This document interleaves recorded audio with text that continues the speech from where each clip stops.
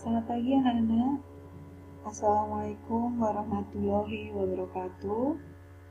Ketemu lagi dengan saya Budia Dwi Andari. Untuk kelas 11 ini saya akan mengajar kalian tentang otomatisasi tata kelola keuangan.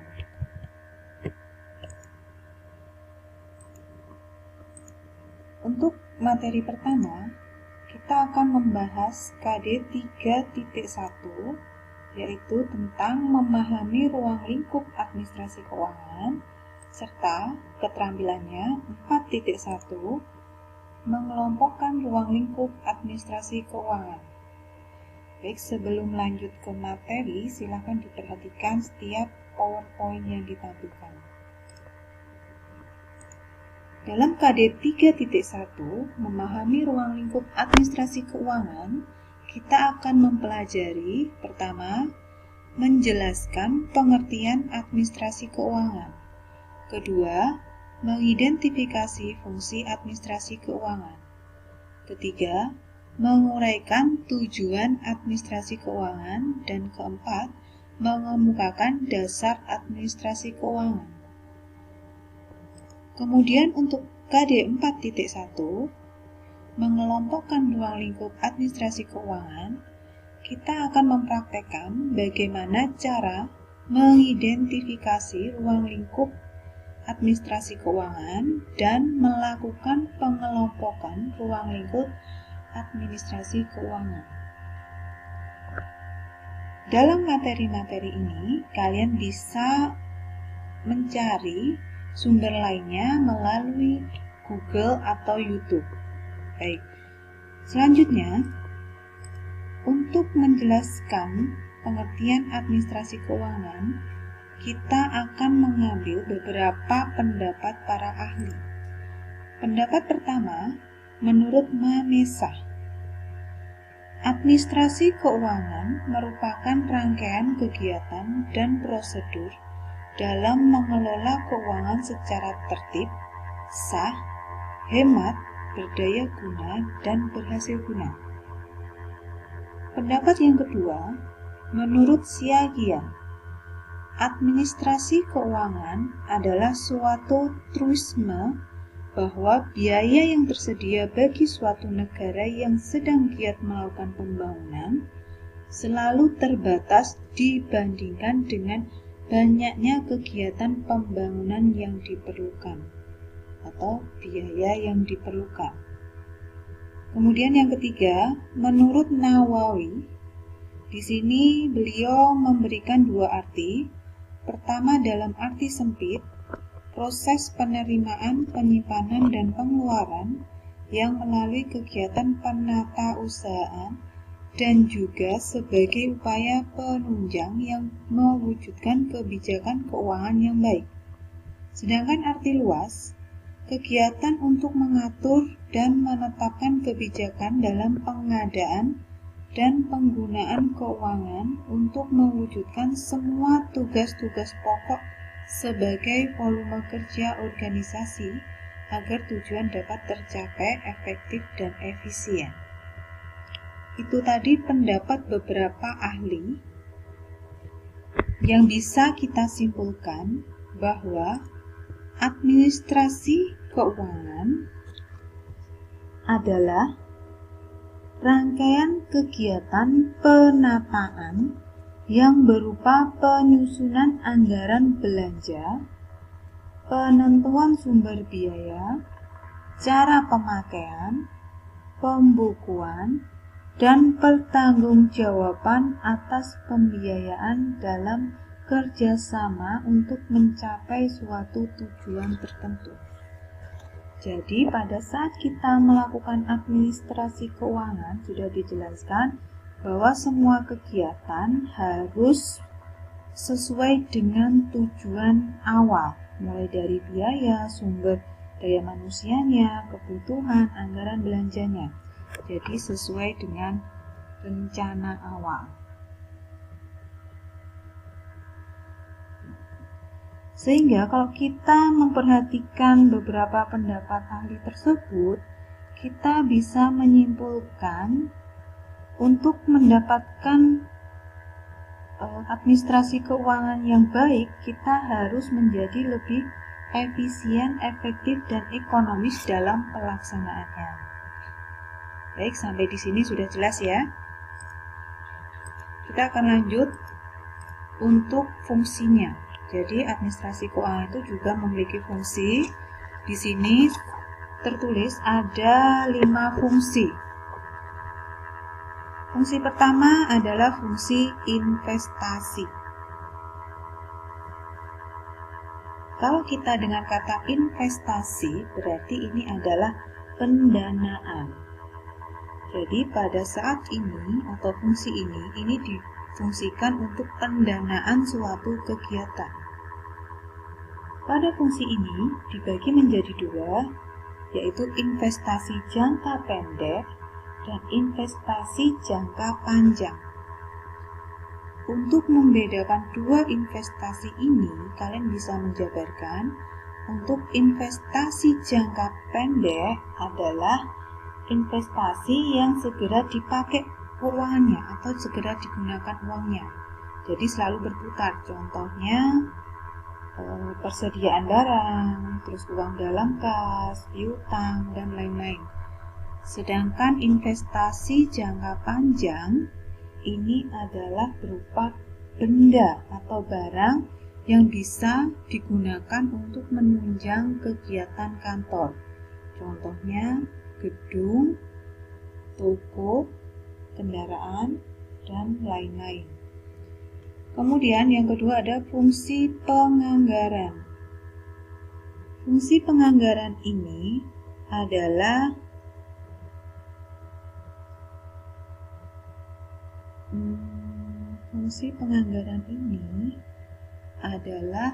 fungsi yang digunakan untuk menunjang kegiatan, yaitu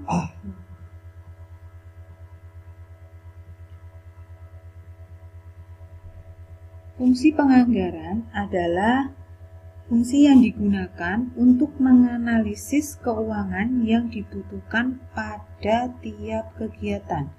Biasanya fungsi ini selalu dibuat dalam bulan, karena tiap bulan pasti ada suatu kegiatan. Itu dimaksudkan adalah fungsi penganggaran. Yang ketiga adalah fungsi mencari dana. Untuk fungsi mencari dana, ini artinya sama dengan kita mencari modal. Modal sendiri itu bisa diperoleh dari sumber manapun. Bisa dari sponsor, bisa dari investor. Kemudian, fungsi yang keempat adalah fungsi pembelanjaan. Kalau fungsi pembelanjaan ini adalah fungsi yang digunakan untuk penggunaan dana. Istilah lainnya adalah penghabisan dana kegiatan. Jadi semua dana yang sudah dianggarkan dari awal pada fungsi ini harus segera digunakan sesuai dengan rencana anggaran awal. Kemudian yang terakhir adalah fungsi pembagian laba. Kalian pasti tahu laba adalah keuntungan usaha. Fungsi ini adalah kegiatan yang dilakukan perusahaan jika di akhir bulan sudah ditentu atau dibuat sebuah laporan laba rugi. Untuk laporan laba rugi ini, jika banyaknya laba, maka bisa dibagikan atau dijadikan honor karyawan. Kalau tidak dijadikan honor, bisa juga dimasukkan ke modal perusahaan. Jadi fungsi pembagian laba itu bisa 2, dibagikan ke karyawan pada saat kegiatan lembur atau dijadikan modal perusahaan. Baik, itu tadi 5 fungsi dalam kegiatan administrasi keuangan. Jika ada pertanyaan, silakan komen di WhatsApp maupun Google Classroom ya. Kemudian kita lanjut untuk materi berikutnya. Pasti pada saat kita menggunakan keuangan atau administrasi keuangan, kita memperoleh manfaat. Manfaat pertama adalah keuangan organisasi menjadi teratur. Benar sekali, kalau kita menggunakan administrasi keuangan sesuai dengan rencana anggaran, ada catatannya, pasti keuangan di suatu organisasi itu teratur. Jadi kita tahu mana uang keluar dan mana uang masuk. Itu fungsi yang pertama, itu manfaat yang pertama. Kemudian yang kedua, kondisi keuangan mampu dikendalikan dan dikoordinasikan dengan baik. Kondisi keuangan, maksudnya di sini adalah banyaknya uang di perusahaan itu bisa kita lihat, mulai dari modal masuk, investor masuk, pengeluaran, laba, rugi, semua bisa terlihat jika kita sesuaikan dengan administrasi keuangan. Kemudian yang ketiga, berkurangnya kekeliruan dalam sistem informasi dan laporan keuangan. Dari awal sudah dijelaskan bahwa pada saat penggunaan anggaran, kita harus membuat rencana. Rencana bukan untuk dilihat saja, tetapi untuk dilaksanakan sesuai dengan rencana A sampai Z. A harus ada pertanggungjawabannya, yaitu berupa bukti yang bisa berupa kwitansi, nota, dan sebagainya.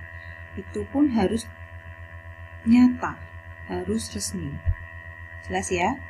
Baik, itu tadi 3 manfaat administrasi keuangan. Kemudian materi berikutnya adalah yang dibutuhkan untuk menunjang tugas unsur administrasi. Pasti dibutuhkan suatu unsur utama pada administrasi. Yang pertama adalah jumlah dana yang diperlukan. Jadi pada saat kita melakukan suatu kegiatan, kita tidak mengira-ngira dana yang diperlukan, tetapi harus benar-benar dihitung secara real. Biasanya, seperti yang Bu Diah tadi bilang, kita harus membuat rencana anggaran.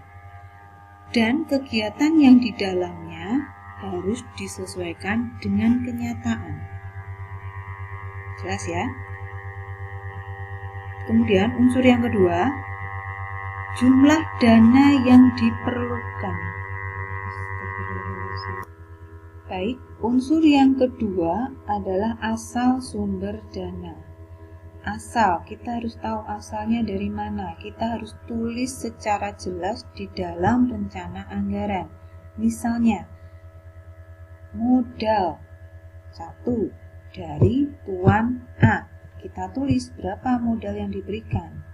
Kemudian 2, sponsor. Sponsor, kita tulis sponsor dari mana, berapa nominalnya. Jadi di situ jelas dana yang diterima perusahaan asalnya jelas.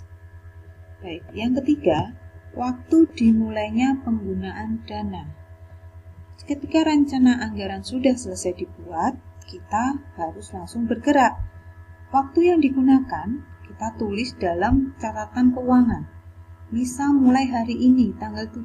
Jadi kita tetap tulis tanggal 7. Kegiatannya apa? Mengeluarkan dana pembelian mesin jahit. Jadi ditulis mengeluarkan dana pembelian mesin jahit. Berapa nominalnya? Sampai akhir kegiatan itu. Jelas ya? Itu tadi adalah unsur administrasi. Dari 3 penjelasan Bu Diah, jika kurang paham silakan komen di WhatsApp maupun Google Classroom. Baik, ini ada sedikit contoh tentang anggaran, bisa dilihat di layar. Ini adalah anggaran tentang Karang Taruna. Di sini ada dua jenis tipe anggaran, yaitu 1 pemasukan, 2 pengeluaran. Bisa dilihat dalam keterangan pemasukan ada 4. Bisa kalian ingat-ingat lagi, yaitu manfaat atau tugas dari unsur administrasi itu. Ada di poin 2, kita harus tahu asal sumber dana. Jadi pada saat membuat anggaran, kita tulis di lembar anggarannya asal dananya. Di sini tertulis kas dusun ada 1.400.000. Kas Karang Taruna Indo ada 100.000. Iuran warga 150 warga dikali 5.000 ada 750.000. Kadus Telangu, ini tidak tahu apa, mungkin istilah di sananya, ada 500.000. Jadi total pemasukan dari anggaran ini sejumlah 1.350.000. Kemudian diaplikasikan ke dalam pengeluaran mulai dari sound system sekian, konsumsi sekian, dekorasi panggung sekian, campur sari keplekan sekian, pentas seni sekian, transport sekian, tak terduga sekian. Total untuk pengeluaran 2.750.000. Berarti kita bisa lihat kegiatan ini minus karena modal awalnya sendiri adalah 1.350.000. Berarti ini sudah pelaksanaannya. Kalau rencana anggarannya, kita tidak boleh membuatnya minus, tetapi harus sama dengan pemasukan sama dengan pengeluaran. Tetapi pada saat realnya kita benar-benar melakukan kegiatan nyata, boleh minus ya. Tetapi diusahakan sama pemasukan dan pengeluarannya. Jelas ya? Baik, kalau sudah jelas kita lanjut ke materi berikutnya, yaitu tentang komponen tugas administrasi keuangan. Jadi tugas administrasi keuangannya. Pertama di situ tertulis perencanaan keuangan. Maksud dari tugas perencanaan keuangan adalah merencanakan pemasukan serta pengeluaran keuangan maupun aktivitas-aktivitas lainnya dalam kurun waktu tertentu. Ya, ini yang biasanya jadi bendahara kelas pasti pernah membuat perencanaan keuangan dari hasil uang kas. Misalnya adanya lomba Kartini. Nah, kemarin pernah kita alami ya, lomba Kartini. Kalian pasti dituntut untuk membuat rencana keuangan, mulai dari siapa yang nanti jadi modelnya, kemudian si model ini membutuhkan apa, mulai dari kostum, make up, sepatu, dan alat lainnya.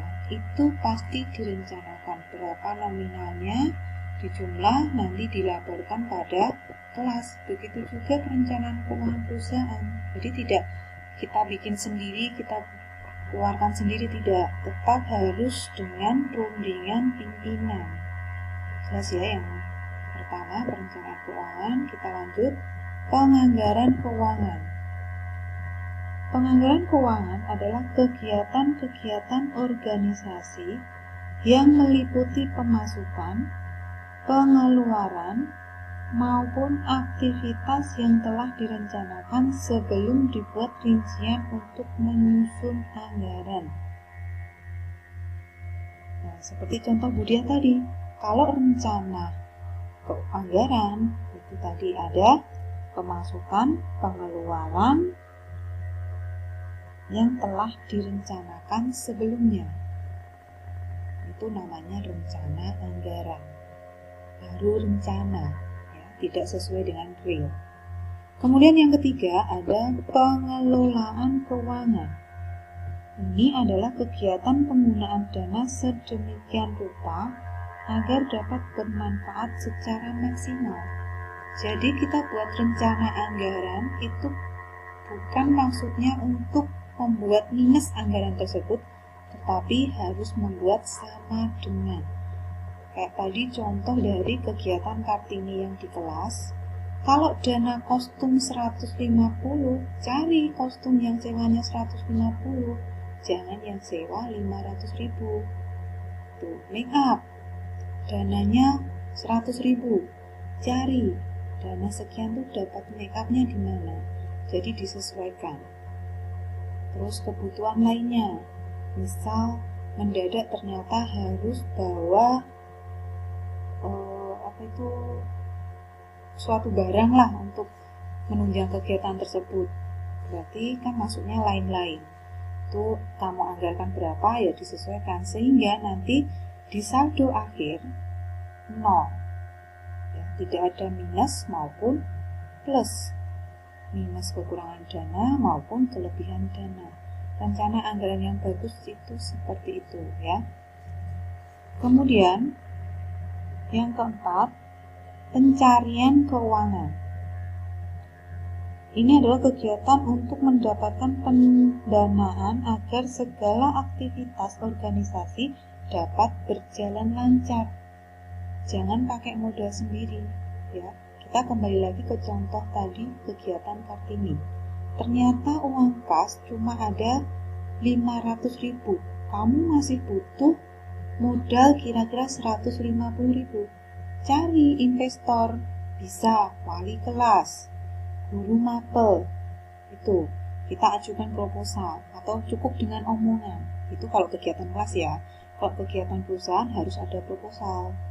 Itu jelas ya. Jadi kita rayu investor tersebut agar mereka mau mendanakan atau menginvestasikan uang mereka dalam kegiatan tersebut. Jelas ya? Kemudian kita lanjut, penyimpanan keuangan. Penyimpanan keuangan itu kegiatan mengumpulkan dana organisasi kemudian penyimpanannya dengan aman. Jadi ini tugasnya bendahara. Setelah kita mendapat dana dari investor, dana dari uang kas, kita simpan uangnya sebelum hari H dibuat. Jadi istilahnya bendahara itu harus menyimpan uangnya dalam sebelum kegiatan itu berlangsung.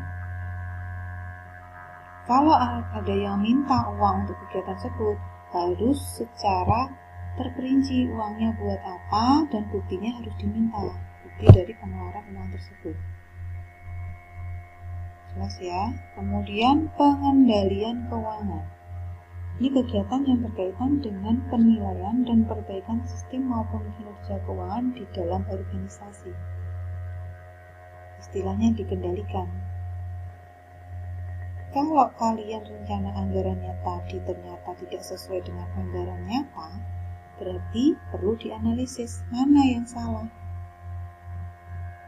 Itu ya. Kemudian yang terakhir, pemeriksaan keuangan. Ini adalah kegiatan yang berkaitan dengan pemeriksaan atau audit internal terhadap penggunaan keuangan untuk mencegah penyimpangan. Penyimpangan. Istilahnya korupsi kecil ya. Kayak tadi, kegiatan Kartini kalian sudah sukses berhasil. Dananya sekian, dari kos 500, dari dana investor 150, berarti totalnya 650. Kegiatan yang berlangsung hanya membutuhkan dana 550, sisa 100.000. 100.000 tetap dilaporkan, jangan dihilangkan. Jadi ditulis di situ. Seperti yang contoh punyanya desa ini tadi ditulis. Ini kas 500.000, investor wali kelas 150.000, total 650.000. Kegiatan misalnya tadi make up 150, kostum 200, bla bla bla, total 100.000. Jadi masih sisa 100.000. Kamu buat laporan, kemudian disampaikan di depan kelas. Itu kalau kalian menggunakan uang kas kelas tadi. Tetapi kalau di suatu perusahaan, laporan itu wajib disampaikan pada saat rapat dinas atau rapat dadakan suatu kegiatan tersebut. Jadi kamu melaporkannya tidak cuma satu lembar berbentuk tabel dan nominal-nominal, tetapi harus ada buktinya, yaitu berupa nota kwitansi dan tanda tangan si penerima uang. Nah, itu tadi tugas dari administrasi keuangan. Itu tadi tugas dari administrasi keuangan. Ada 7 komponen, kalian harus ingat. Mulai dari komponen A sampai komponen G. Tetap seperti tadi, jika ada pertanyaan silakan komen di WhatsApp, Google Classroom maupun langsung di post Google Classroom ya. Kemudian untuk pemahaman materi yang Budia sampaikan hari ini, nanti kalian bisa langsung lihat materi yang Budia share di Google Classroom. Kemudian kita lanjut. Permasalahan yang terjadi dalam bidang administrasi. Jadi setiap kegiatan itu pasti ada masalah. Seperti kita pembelajaran daring hari ini, pasti juga ada masalah sinyal, masalah tidak punya paketan, itu pasti ada masalah ya. Untuk kegiatan administrasi ini ada beberapa masalah. Satu, masalah terbatasnya biaya yang tersedia untuk membiayai usaha-usaha pembangunan. Itu kalau kita tidak menemukan atau mendapatkan investor, masalah itu pasti akan muncul. Kemudian yang kedua, masalah peningkatan kepercayaan pegawai terhadap perusahaan khususnya bagian keuangan. Memang biasanya bagian keuangan itu selalu dicurigai. Nah, takutnya dikira korupsi dan sebagainya.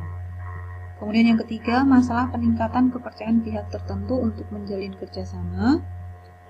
Keempat, masalah tidak sesuainya ketentuan perundangan yang mengatur keuangan negara pada umumnya. Kelima, masalah peningkatan kemampuan administratif pada pegawai administrasi. Keenam, masalah perimbangan keuangan dan dikaitkan dengan prinsip ekonomi. Keenam, masalah sistem administrasi keuangan yang tidak sesuai lagi dengan perubahan zaman. Berbicara tentang yang ada dengan tuntutan pembangunan. Kemudian, pengaplikasian bidang administrasi keuangan itu diaplikasikan dalam keuangan negara, keuangan daerah, dan keuangan bisnis. Baik, sementara materi yang bisa Budia sampaikan hari ini sampai di kegiatan keuangan, untuk lebih memahami, kalian bisa baca lagi PowerPoint.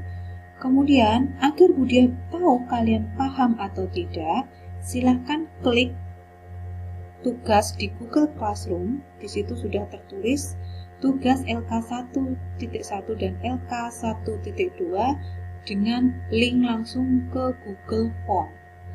Kerjakan hari ini juga setelah materi selesai, kemudian segera di-upload. Kita selesaikan tugas hari ini untuk hari ini juga, tidak ada untuk besok atau apapun.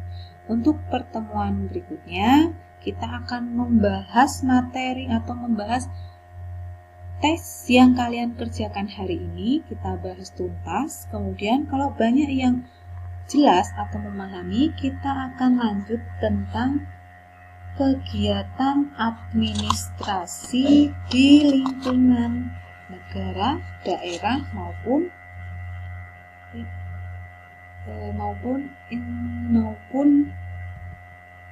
bisnis ya. Baik, tetap semangat dalam belajar. Jangan lupa kalau keluar tetap memperhatikan protokol kesehatan menghindari COVID-19. Budia akhiri hari ini. Semoga ilmu yang Budia sampaikan bermanfaat. Wassalamualaikum warahmatullahi wabarakatuh.